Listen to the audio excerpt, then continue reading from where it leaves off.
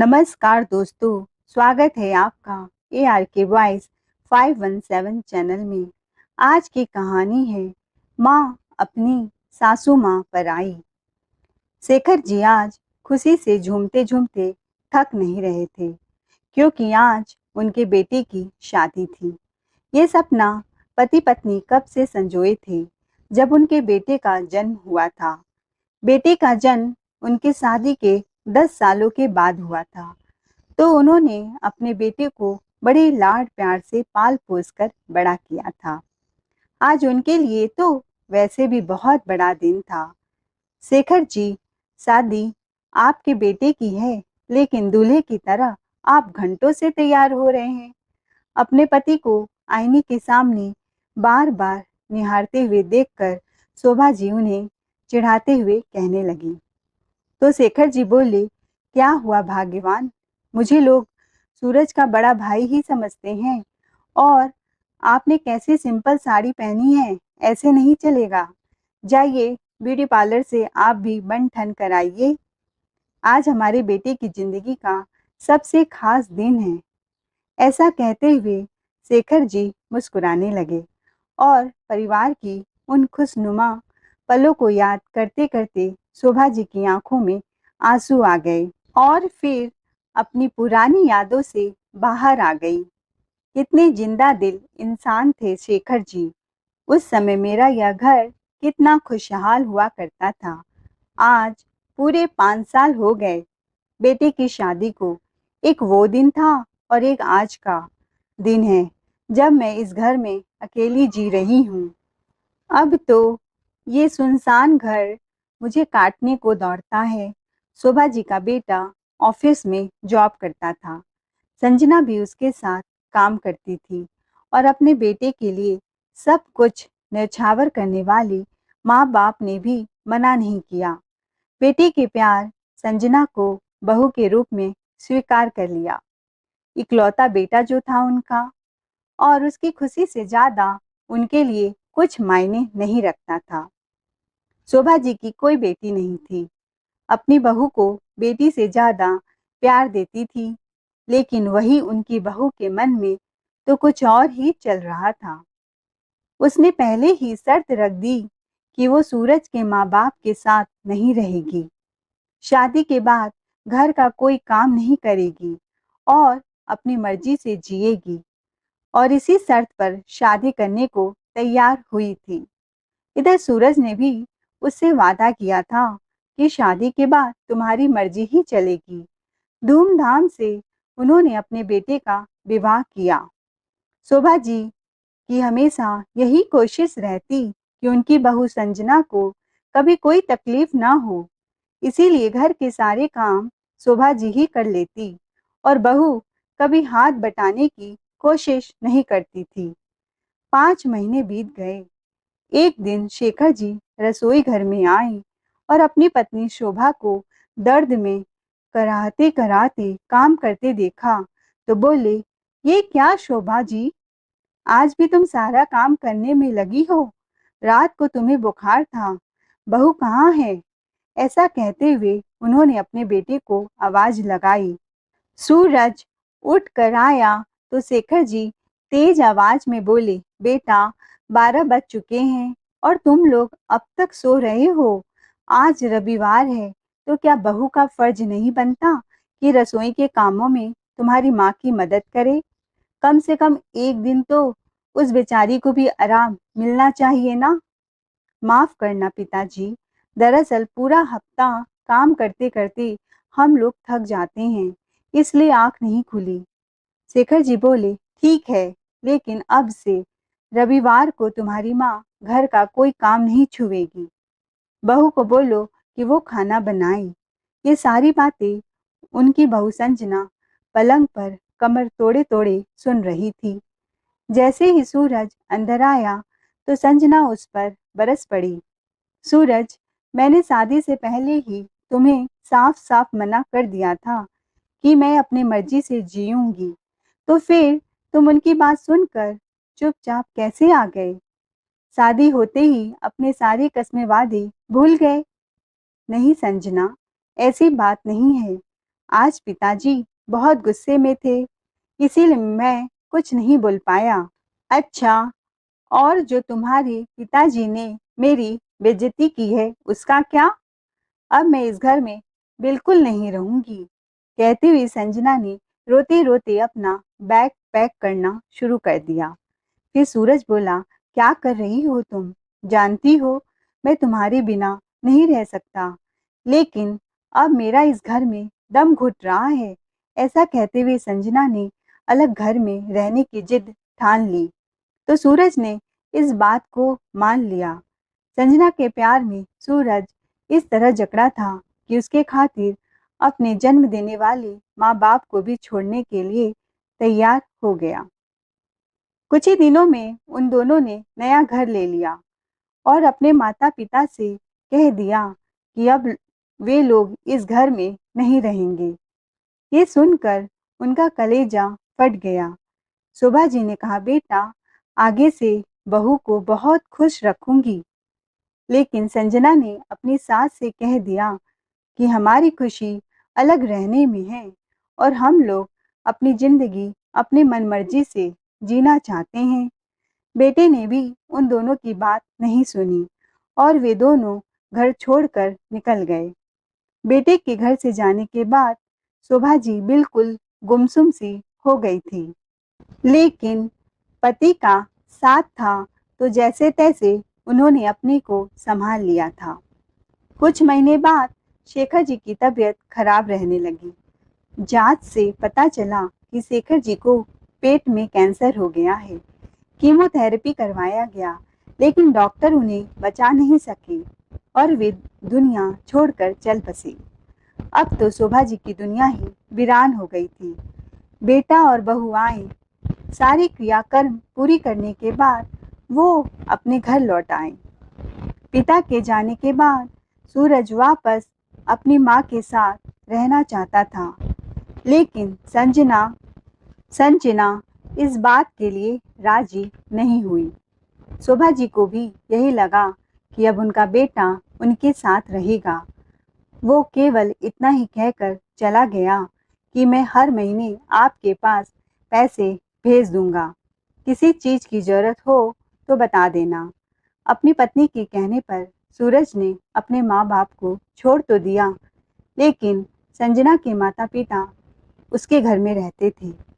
कुछ समय बाद जब संजना ने 2 जुड़वे बच्ची को जन्म दिया, तो सूरज ने सबसे पहले अपनी माँ को खुशखबरी दी थी, जिसे सुनकर शोभा जी खुद को रोक न पाई और तुरंत ही अपनी पोतियों से मिलने अस्पताल चली गई। जाकर देखा तो वहाँ संजना की माँ बिमला जी पहले से ही पोतियों को गोद में लिए बैठी थी। उनके होने से शोभा जी को थोड़ा हिचक हुई, परंतु फिर भी ये सोचकर खुश थी कि कम से कम उनके बेटे ने उन्हें याद तो किया। तभी शेखर बोला, माँ, आ गई आप? शोभा जी बड़ी मुस्कान से बोली, क्यों ना आती, मैं अपने पोतियों को देखने के खातिर।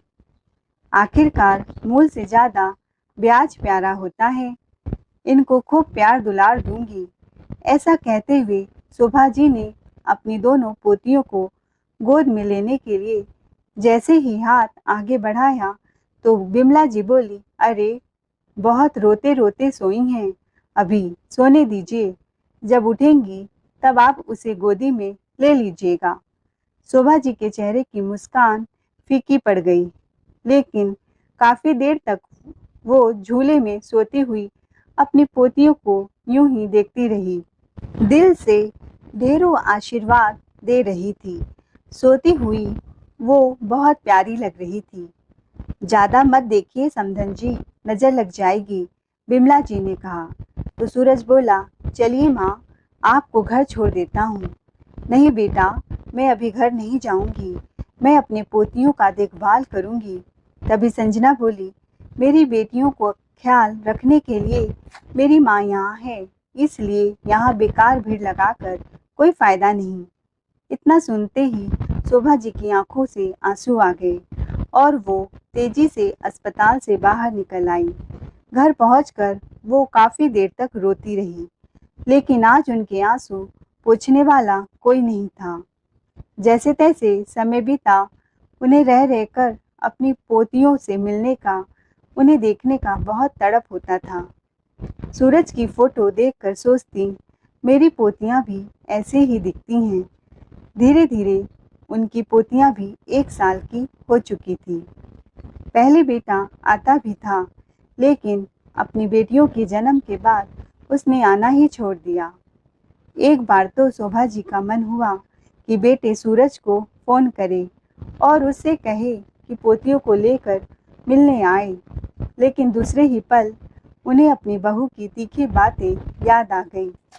कुछ दिन पहले जब उन्होंने अपने बेटे को फ़ोन लगाया था, तो बहू ने फ़ोन उठाया था।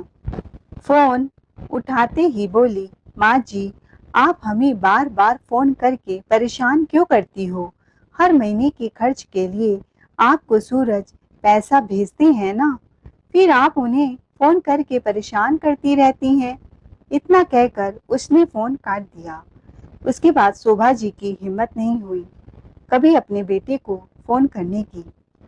तभी, नमस्ते चाची जी, कैसी हैं आप? शोभा जी की किराएदार शिवानी अपनी 2 साल की बेटी को लेकर अंदर आते हुए बोली। दरअसल पति की मृत्यु के बाद शोभा जी ने अपने घर की पहली मंजिल को किराए पर दे दिया था और शिवानी भी शोभा जी के साथ काफी घुल मिल गई थी। शिवानी उनकी उदासी का कारण भली भांति जानती थी, इसीलिए सुबह का काम निपटाने के बाद थोड़ी देर के लिए उनसे मिलने जरूर आती थी। अंदर आते ही शिवानी की बेटी शोभा जी के पास भागी चली आई। तभी शोभा जी अपनी आंखों से आंसू पोंछने लगी और बच्ची को प्यार करने लगी। ये क्या चाची जी, आप फिर से उदास हो गई? बेटे बहू की याद आ रही है, ऐसे रोएंगी तो तबीयत बिगड़ जाएगा। जानती हूँ बेटा, लेकिन शेखर जी के जाने के बाद खाली घर काटने को दौड़ता है। चाची जी, मेरी मानो तो आप अपने आप व्यस्त रखना शुरू कर दो और वो काम करो जो आपको अच्छा लगता हो। शिवानी की ये बातें सुनकर शोभा जी कुछ सोच में पड़ गई। तभी शिवानी बोली, आंटी, एक बात तो बताइए, क्या यहाँ आस-पास कोई बेबी केयर सेंटर है जहाँ मैं पाखी को अपनी नौकरी के दौरान छोड़ सकूं? दरअसल मैं सोच रही थी कि मैं फिर से नौकरी ज्वाइन कर लूं, लेकिन पाखी को अकेले किसके पास छोड़ूं? शोभा जी बोली, इतनी सी बात, पाखी को मेरे पास छोड़ देना, मेरा भी दिल लगा रहेगा। वैसे भी मुझे छोटे बच्चे से बहुत लगाव है। ऐसा कहते हुए उन्होंने अपनी पोतियों की याद आ गई और आंखों में आंसू आ गए। फिर शिवानी बोली, आंटी, अगर ऐसी ही बात है तो आप घर पर ही बेबी केयर सेंटर ही क्यों ना खोल लेती हैं? आपका दिल भी लगा रहेगा और फिजूल की बातें दिमाग में भी नहीं आएंगी। शिवानी की बातें सुनते ही शोभा जी के चेहरे पर एक मुस्कुराहट सी आ गई और बोली, ऐसा तो मैंने कभी सोचा ही नहीं था। लेकिन लेकिन क्या चाची जी? शिवानी ने पूछा तो शोभा जी बोली, बेटा, इस उम्र में काम शुरू करना आसान तो नहीं होता। अरे चाची जी, उम्र एक संख्या से ज्यादा कुछ भी नहीं है, बस जीने का जज्बा होना चाहिए। स्वयं को बूढ़ा समझना छोड़ दीजिए, अभी बहुत जिंदगी बाकी है। बल्कि मैं तो कहती हूँ कि नया साल शुरू होने वाला है और नए साल के साथ आप अपनी जिंदगी में भी कुछ नया करें। शिवानी की बातों से शोभा जी के दिल में एक नई ऊर्जा आ गई। फिर शिवानी बोली, अच्छा चाची जी, नए साल से याद आया, क्यों ना कल शाम को हम न्यू ईयर पार्टी मनाएं? शिवानी ने इतने अपनेपन से कहा तो शोभा जी मना न कर सकी। उधर सूरज का एक दोस्त रोहित, जो उसके साथ जॉब करता था, अपने घर पर अपने न्यू ईयर पार्टी रखी थी। सूरज और संजना को भी वहां बुलाया गया था। रोहित के घर जाने के बाद जो कुछ भी सूरज ने देखा तो उसकी हैरानी का ठिकाना न रहा और पार्टी के बाद वापस अपने घर आ गया। सूरज ने ऐसा क्या देखा कि उसके अपने माता पिता का चेहरा उसके सामने आ रहा था। दिमाग में बहुत से विचार एक साथ चल रहे थे। सारी रात जागते हुए बीती।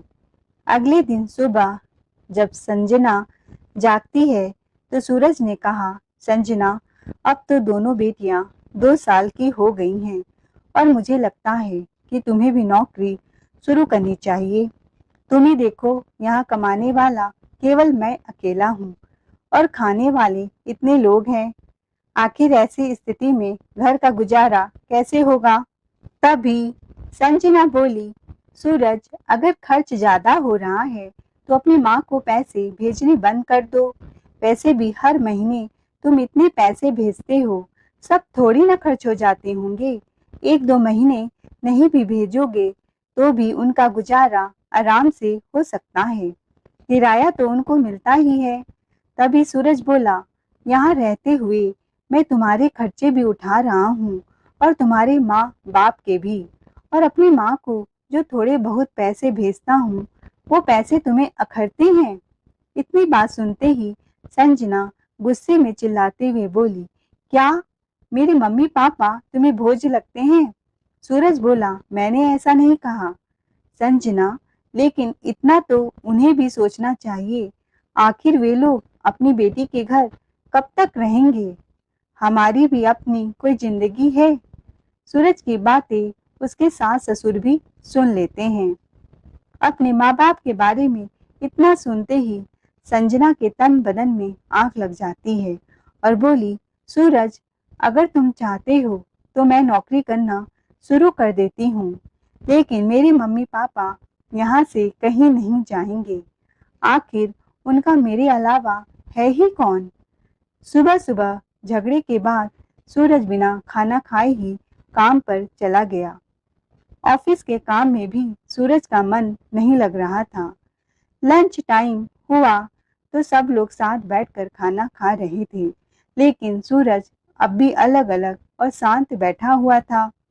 उसकी यह हालत देखकर रोहित उसके पास आया और बोला, अरे सूरज, आज इतना उदास क्यों हो?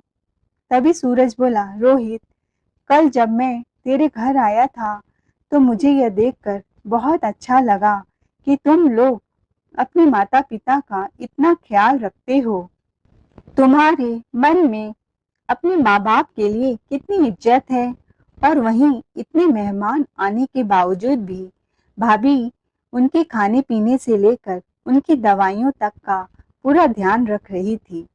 बाकी सब लोग अपने माँ बाप को भूलकर न्यू ईयर सेलिब्रेट करने के लिए बाहर जाते हैं, वहीं तुम लोग अपने घर में अपने माता पिता, रिश्तेदारों और दोस्तों के साथ न्यू ईयर सेलिब्रेट कर रहे थे। सच कहूँ तो जब से तुम्हारे घर से वापस आया हूँ मुझे खुद पर शर्म आ रही है।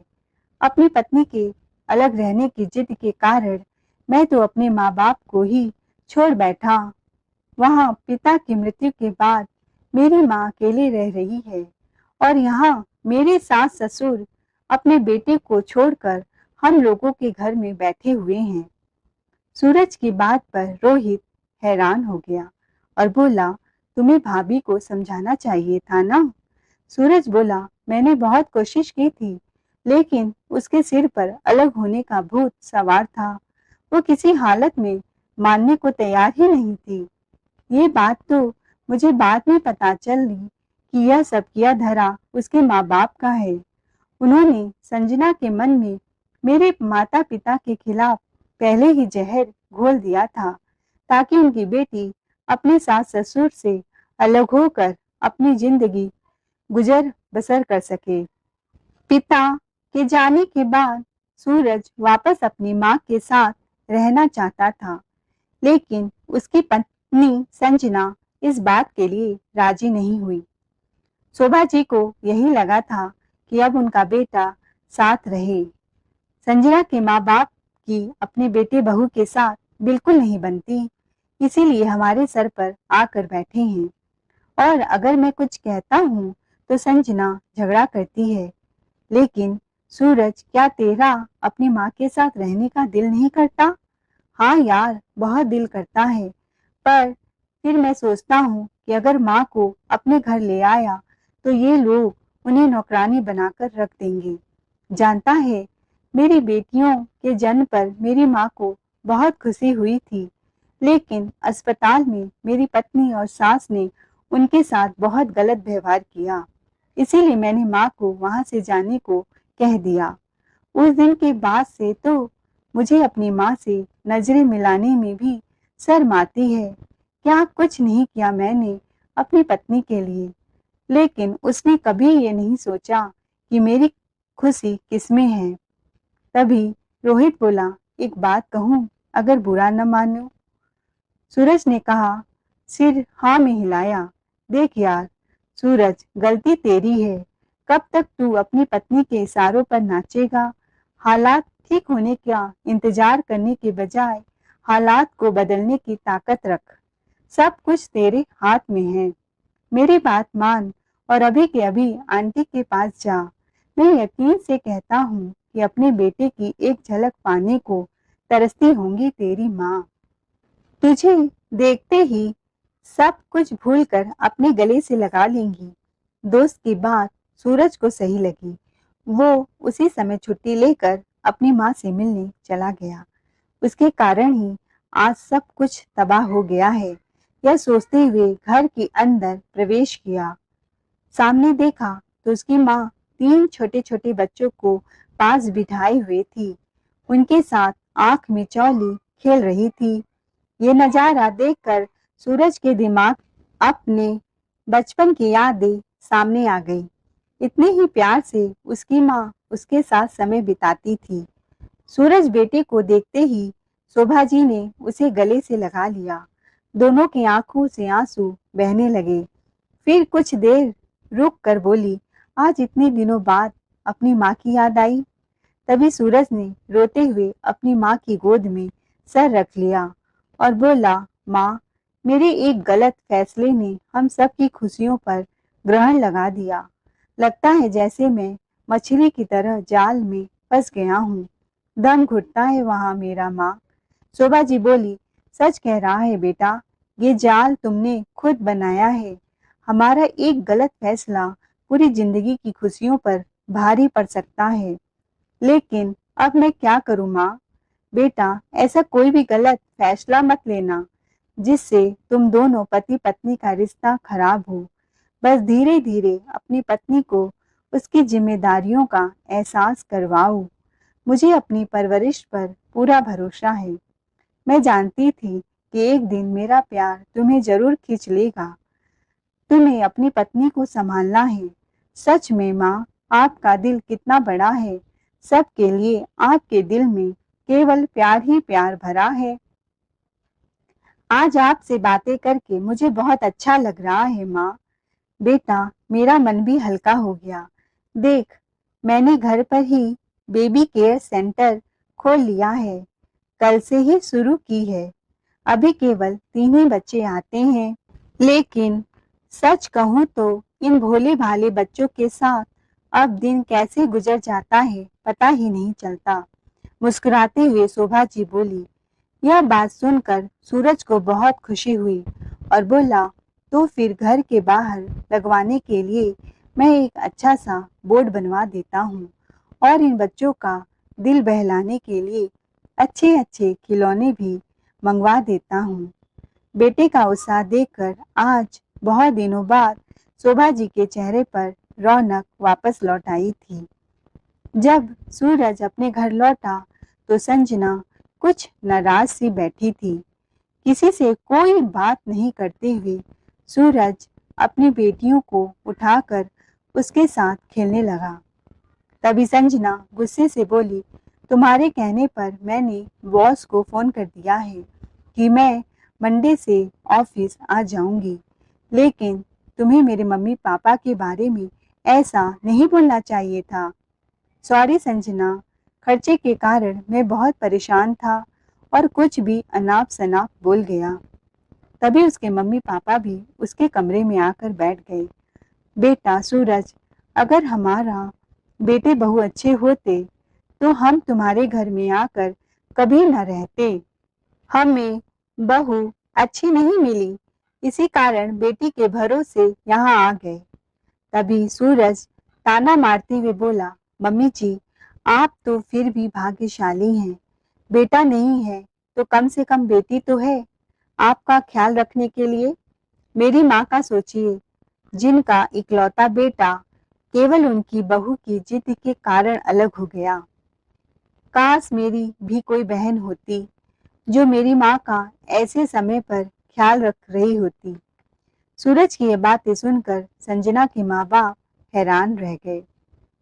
अगले दिन सुबह सूरज के काम में जाने के बाद संजना के माँ बाप ने उसे साफ साफ कह दिया कि वे लोग अब यहाँ और ज्यादा नहीं रह सकते और आज ही अपने घर चले जाएंगे। उनकी ये बात सुनकर संजना बोली, नहीं माँ, मैं ऐसा नहीं होने दूंगी। वैसे भी भैया तो भाभी के वश में है। भाभी हमेशा आपको ताना मारेगी, ये मुझे बिल्कुल मंजूर नहीं है। तभी संजना के पिता बोले, अरे नहीं बेटा, तेरे भैया भाभी इतने भी बुरे नहीं हैं जितना तेरी माँ बताती है। तेरी माँ के सामने बोलने की तेरी भाभी की हिम्मत ही कहाँ है। छोटे मोटे विवाद किस घर में नहीं होते। आज हमारा अपने घर जाना ही ठीक रहेगा। लेकिन माँ, अब मैं नौकरी शुरू करने जा रही हूँ, तो अब हमारी बच्चियों को कौन देखेगा? संजना ने कहा। तो उसकी माँ बोली, बेटा, यह तुम लोगों की जिम्मेदारी है, लेकिन अब हम अपना मन बना चुके हैं, इसीलिए हमें जाने दो। अगले मंडे से संजना ने ऑफिस जाना शुरू कर दिया, तो अपनी बेटियों को अपनी माँ के घर पर छोड़ दिया। उसकी माँ का घर उसके घर से काफी दूर पड़ता था, इसीलिए रोज रोज बेटी को लाना और ले जाना संभव नहीं था। अपनी बेटी के बिना संजना ने बड़ी मुश्किल से 5 दिन निकाले। शुक्रवार का दिन था, तो संजना बोली, सूरज, 2 दिन की ऑफिस की छुट्टी है, चलकर बेटियों को ले आते हैं। उनके बिना मेरा बिल्कुल मन नहीं लग रहा है।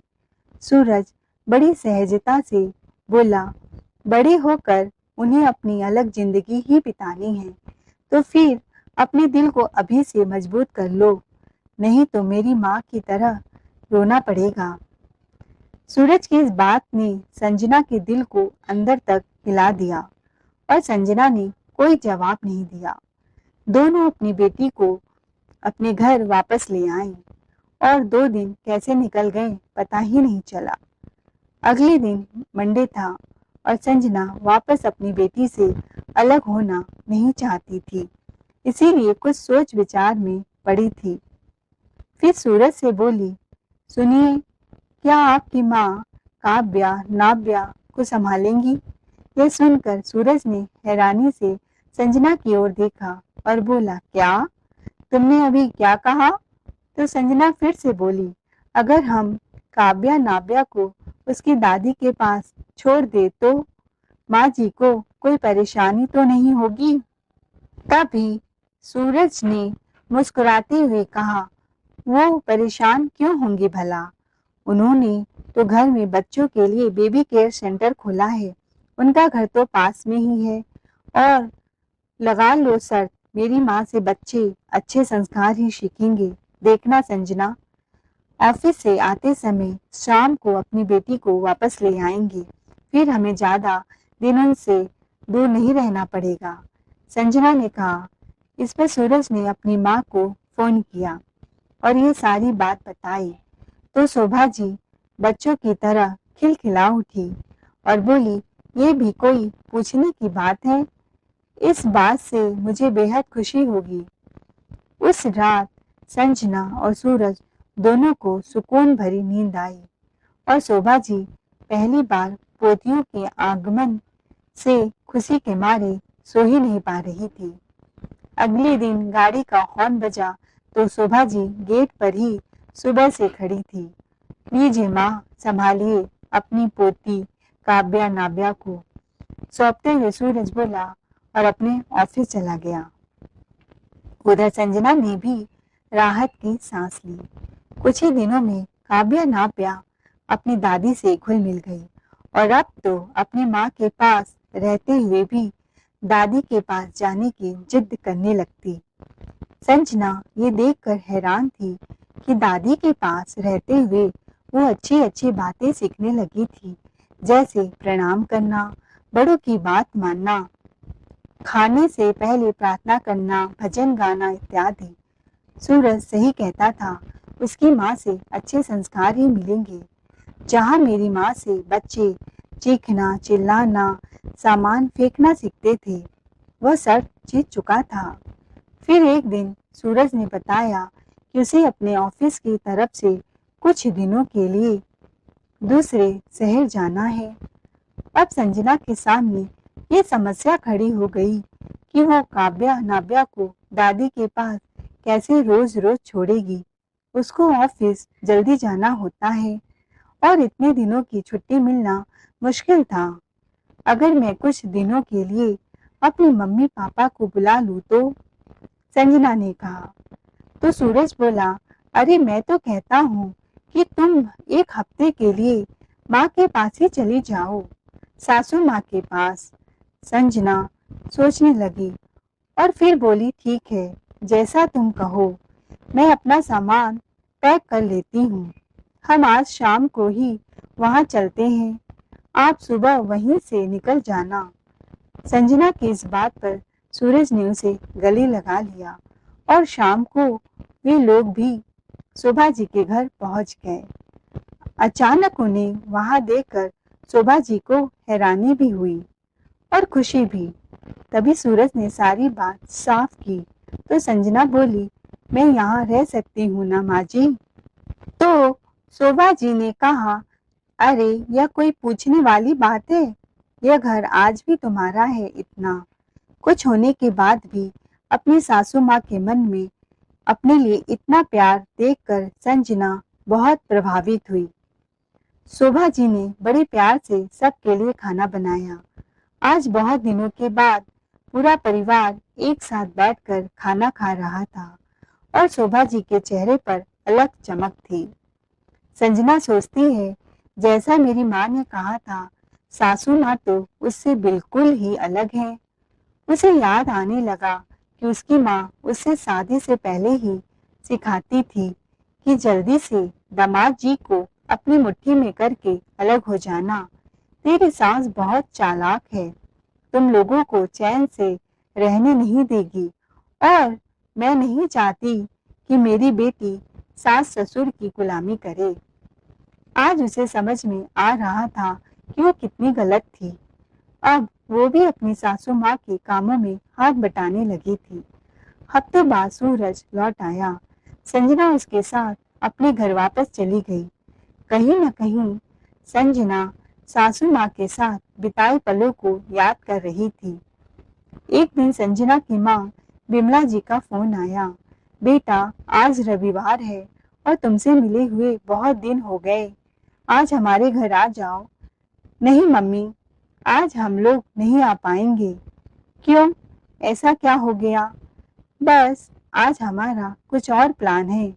आज का दिन मैं अपनी सासू माँ के साथ बिताना चाहती हूँ। संजना ने बोला। तो बिमला जी ये सुनकर दंग रह गईं और इधर सूरज भी उसे घूरता रह गया। इससे पहले कि बिमला जी कुछ बोलती, संजना ने फोन रख दिया। सूरज ने कहा, आज तुमने अपनी माँ के घर जाने से मना कर दिया? हाँ सूरज, अब जल्दी चलो माँ जी के घर। वे सब शोभा जी के घर पहुंच गए। जैसे ही शोभा जी ने दरवाजा खोला तो संजना बोली, जन्मदिन मुबारक हो माँ जी। इतना सुनने की देर थी कि शोभा जी की आंखों से तो खुशी के आंसू बहने लगे और उधर सूरज हक्का बक्का खड़ा था, क्योंकि उसे तो याद भी नहीं था कि आज उसकी माँ का जन्मदिन है। आज संजना अपने हाथों से केक बनाकर लाई थी, साथ में अच्छे अच्छे गिफ्ट। सब ने मिलकर बड़ी खुशी से शोभा जी का जन्मदिन मनाया। संजना बोली, माँ जी, जन्मदिन तो आपका है, लेकिन मैं आपको कुछ देने की बजाय आपसे मांगना चाहती हूँ। माँ जी, क्या आप मुझे मेरी गलतियों के लिए माफ़ी दे सकती हैं? मैंने आपको बहुत दुख दिए हैं। ऐसा कहते हुए संजना उनके पैरों में गिर गई। तो शोभा जी ने उसे उठाकर सीने से लगाया और बोली, बेटा, जो कुछ भी हुआ उसे भूल जाओ। अब हम लोग आपके साथ ही रहना चाहते हैं। संजना रोते हुए बोली। तो शोभा जी और सूरज को तो जैसे दुनिया की सबसे बड़ी खुशी मिल गई। आज इतने समय के बाद शोभा जी के घर से हंसी ठिठोली की आवाज आ रही थी। सूरज और संजना अपनी माँ के साथ ही रहने लगे। अब शोभा जी अपनी पोतियों के साथ खेला करती थी। काम करने के लिए उन्होंने एक मेड रख ली। सूरज और संजना अपनी जॉब पर बिना किसी परेशानी के जाते थे। दोस्तों, आई होप आपको ये कहानी बहुत पसंद आई है। तो चैनल को लाइक शेयर सब्सक्राइब जरूर करें। Thanks for watching.